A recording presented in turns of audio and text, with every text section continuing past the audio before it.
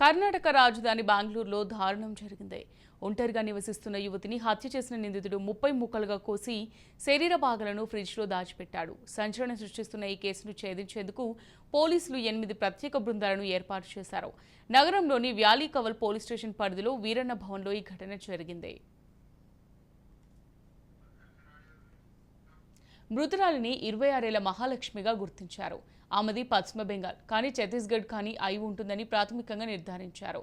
గత 2 రోజులుగా బాధితురాలి ఇంటి నుంచి దుర్వాసన వస్తుండటంతో ఇరుగు పొరుగు వారు ఆమె బంధువులకు ఫిర్యాదు చేయడంతో విషయం వెలుగు చూసింది.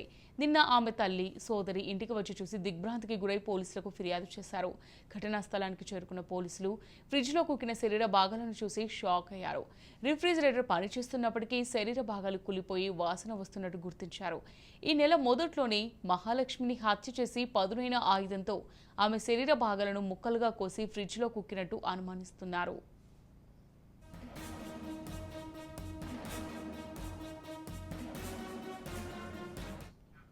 ఓ ప్రముఖ మాల్లో పనిచేస్తున్న మహాలక్ష్మి రోజు ఉదయం వెళ్లి రాత్రి పొద్దుపోయాక ఇంటికి చేరుకుంటుంది.